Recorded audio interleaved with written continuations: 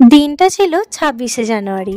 সেদিন আমার একটা ব্রাইড আর 4টে পার্টি মেকআপের বুকিং ছিল, তাই জন্য অনেক দুপুর দুপুর বেরিয়ে পড়েছিলাম ঘর থেকে। ওই 1:30টার মধ্যে ঘর থেকে বেরিয়ে পড়েছিলাম। তো ওখানে পৌঁছাতে পৌঁছাতে ওই 2:40 বেজে যায়, কারণ আমাদের জায়গাটা একদমই চেনা ছিল না। তো যেহেতু সবাইকে জিজ্ঞাসা করে করে যাচ্ছিলাম, তো এই জন্য একটু 15-20 মিনিট মতো লেট হয়ে গিয়েছিলো। তো যাই হোক, অবশেষে যে পৌঁছাতে পেরেছিলাম সেই দিন, সেটাই আমাদের ভাগ্য ভালো ছিল। কারণ সেদিন ছিল 26শে জানুয়ারি। টোটো স্ট্যান্ডে গিয়ে দেখি সেরকমভাবে টোটো নেই, আর যেহেতু দুপুরবেলা একদমই টোটো সেরকম ছিল না। আমরা যে কিভাবে পৌঁছাতাম সেই দিন, যদি বরমশাই না থাকতো। তো সেই দিন বরমশাইয়ের ছুটি ছিল, তো ওই জন্য আমাদেরকে পৌঁছে দিয়েছিল সহজেই। না হলে টোটো করে আবার টোটো পাবো কি পাবো না এরকম, তার জন্য দাঁড়ানো, জানি না কখন আমরা সেদিন পৌঁছাতাম। তো অবশেষে যে পৌঁছাতে পেরেছিলাম ভালোভাবে, এটাই আমাদের ভাগ্য ভালো ছিল। তো যে দিদিভাইটা আমাকে বুকিং করেছিল, সেই দিদিভাইটা আমার থেকে আগেও সেজেছে, তো আবারও আমাকে বুকিং করেছিল। অনেকটা লেট আমরা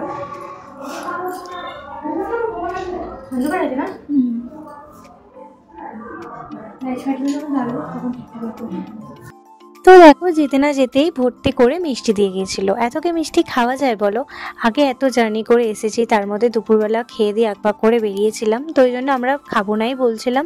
কিন্তু ওনারা বলছিলেন না, মিষ্টি খেতেই হবে, ওনাদের না খেলে খারাপ লাগবে, ওই জন্য আমরা একটা করে মিষ্টি খেয়েছিলাম। তারপরে এই যে আমি হেয়ার করতে স্টার্ট করে দিয়েছিলাম। নরমাল, ঠিক আছে, চুলটা ক্রিম্পিং করে সামনেটা কাল করে আর পিছনে খোপা হবে, আর স্কিন টোনটা একদম যেরকম স্কিন টোন সেরকমই রাখবে, ঠিক আছে। আর বেশি হেভি চাইছি না, হালকার উপরে, ঠিক আছে চলো।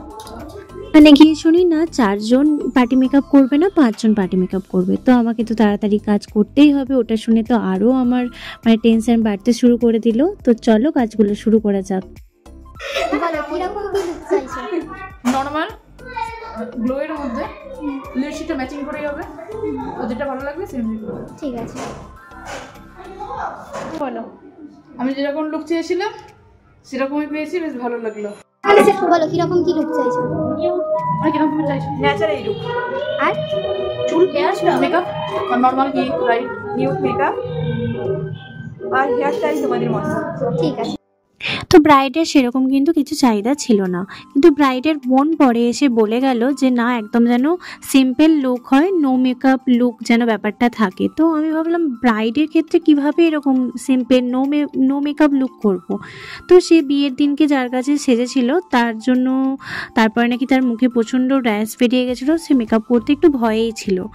তো কি আর করা যাবে, তাদের পছন্দ অনুযায়ী আমাকে সাজাতে হবে। তো তার পছন্দ অনুযায়ী আমি লুকটা দেওয়ার চেষ্টা করেছিলাম।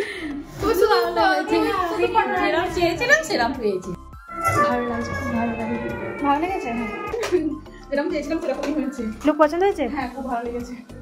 নেক্সট টাইম আবার সাজবে? হ্যাঁ অবশ্যই। এটা নিয়ে দুবার? হ্যাঁ, এটা নিয়ে দুবার সাজলাম। সেই দিন এতটা তাড়াহুড়োর মধ্যে সমস্ত কিছু হয়েছিল। তো ব্রাইডের তো ভীষণ তাড়া ছিল, কারণ ব্রাইড বসেছিল 2 জন রেডি হবার পরে। ব্রাইডকে আমি 1 জন রেডি হবার পরেই বসতে বলেছিলাম, কিন্তু ব্রাইডের কোনো কারণে শরীরটা ঠিকঠাক ছিল না, তো ব্রাইড একটু আসতে দেরি করেছিল। তো ওই জন্য ব্রাইডের কাছ থেকে আমি রিভিউ নিতেই পারিনি, কারণ সবাই এসে আগে ব্রাইডকে খুঁজছিল, আর বাড়ির লোক প্রচণ্ড পরিমাণে তাড়া দিচ্ছিল যে না আর কতক্ষণ।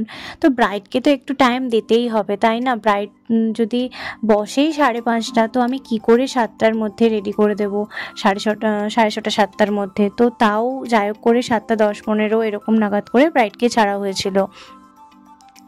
তো যাই হোক, ব্রাইডের কাছ থেকে আমি কোনো রিভিউ নিতে পারিনি, ছবিগুলোই তোমাদেরকে শেয়ার করছি, কেমন হয়েছে বলো।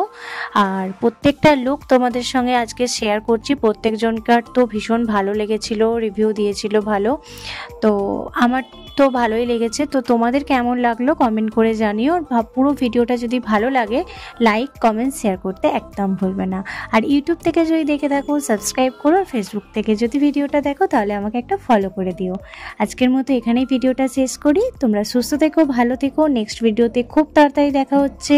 আর বুকিং কিন্তু চলছে, তোমাদের স্পেশাল দিনে যদি আমাকে বুক করতে চাও তাহলে তাড়াতাড়ি ঝটপট করে বুকিং করে ফেলো।